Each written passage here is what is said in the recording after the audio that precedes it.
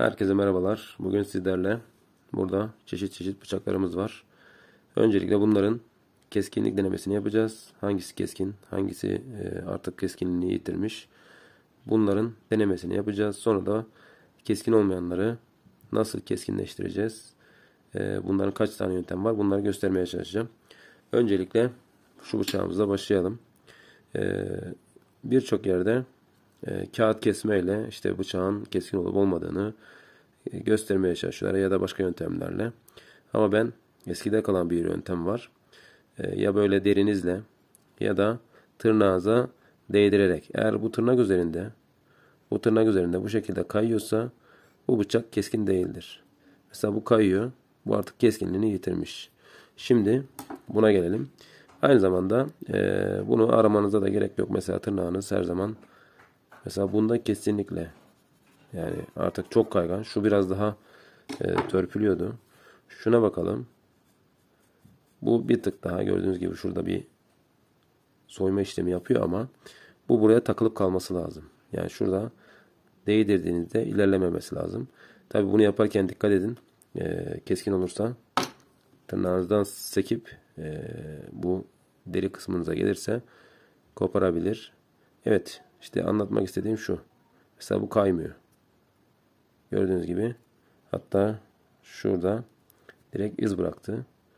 Yine aynı şekilde. Yani şöyle bir 35-40 derecelik bir açı ya da 20 derecelik bir açıyla tutturduğunuzda tırnağınızı böyle yaralaması ve ileri gitmemesi lazım. Mesela bu ürün keskin. Zaten şöyle yaptığımda da bu keskinliği hissedebiliyorum. Şu ürüne bakalım. Bu da keskin duruyor. Aynen. Bakın bu da gitmiyor. Bakın burada. Bu da keskin. Şimdi bunun bak şurası keskin değil. Yani bıçağın şurası keskin ama bunun burası ölmüş. Burası keskin değil. Bak niye? Kaydırma yapıyor. Ama şuraya gelince kaymıyor. Buraya gelince kaydırma yapıyor. Ya da burada bir şey var. Aynen burada. Bir yapışkan gibi bir şey olmuş. Bundan da yapmış olabilir. Tekrar deneyelim. Yok. Yani şu kısım keskin değil ama bu kısım keskin. Şimdi bunları nasıl keskinleştireceğiz? Şu iki bıçakla. Yine eski bir yöntem. Bu iki bıçağın ağız kısmı, şu kısım şu şekilde ve bu şekilde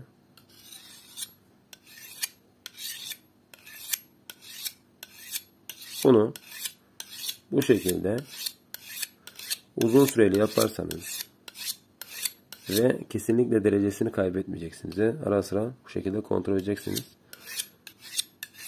Yaklaşık 3-4 dakika sonra bu iki tane demir birbirine sürtüyor ve burası keskinleşmeye başlıyor. Birinci yöntemimiz bu. Bile taşı var. Bile taşına, şu bile taşı diyelim. Bu şekilde. Yine aynı şekilde. Böyle yapa yapa bunu yine bile taşıyla keskinleştirebilirsiniz. Çakmak taşı olabilir. Ya da bu keskinse bunun arka tarafını kullanabilirsiniz. Bu şekilde.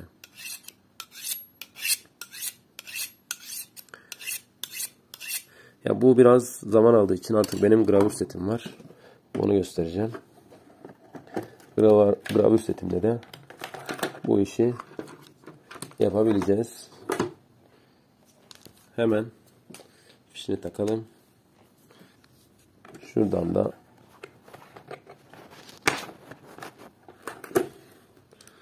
şu kısma basıyoruz.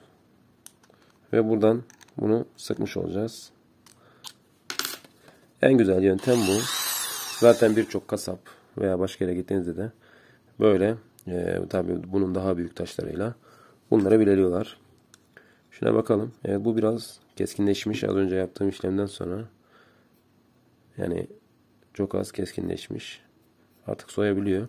Ama biz yine de bunu biraz daha keskinleştireceğiz. 15-20 derecelik bunu bu şekilde 15-20 derecelik açıyla buradan sona kadar gideceğiz.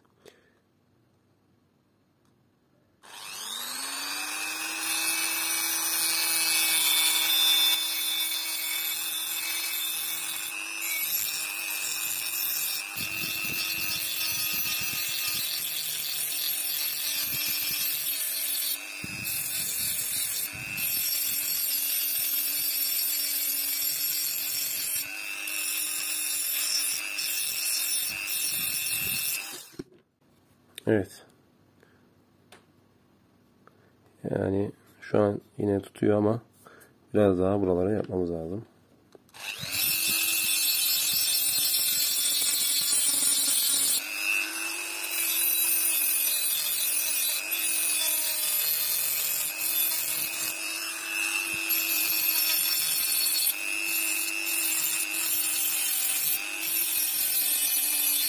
Ya bunun temel mantığı şu kısımla şu kısmı olabildiğince törpüleyerek ortada birleştirmek.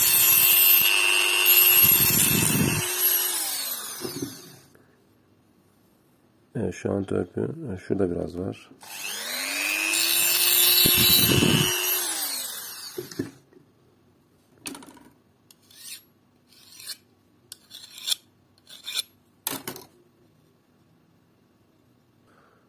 Yani şu an iyi. Sıra diğerlerine geldi.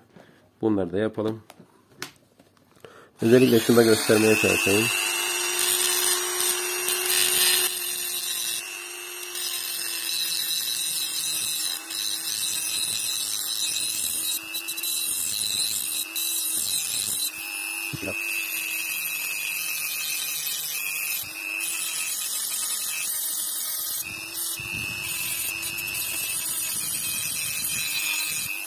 Oldukça keskinleşti. Şurada bir var. Şurası iyi. Bu da aynı şekilde. Bir de şuna yapalım. Mesela şuradan göstermeye çalışayım. Şurada küçük bir dişi var. Burada katman katman. Şurası en üst tabaka. Şurası biraz daha ova ve şu uç kısım var. Önemli olan şu uç kısmı bunun paralelinde burayı törpüleyeceğiz. Aynı şekilde burada da geçerli. Burası üst katman, burası alt katman. Burası bu şekilde. Burayı da törpüleyeceğiz. Bakalım bunda da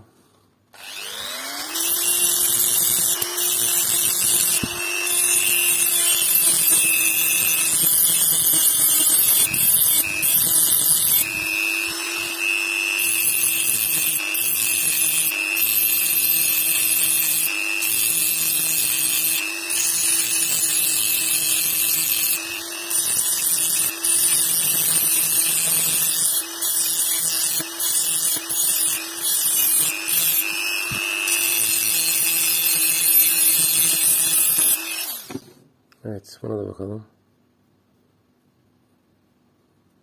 Şu an bu daha tam oturmamış. Gördüğünüz gibi. Bunu biraz daha töplememiz lazım.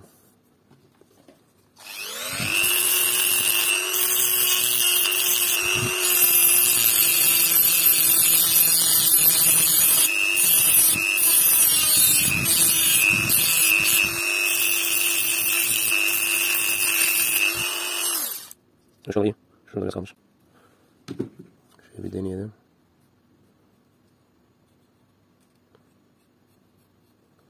Evet, biraz daha çalışmamız lazım. Evet arkadaşlar.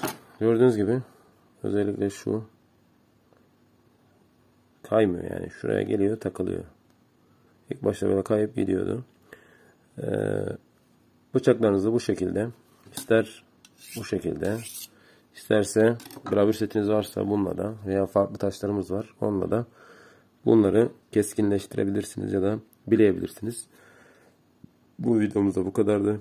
Diğer videolarda görüşmek dileğiyle. Hoşça kalın.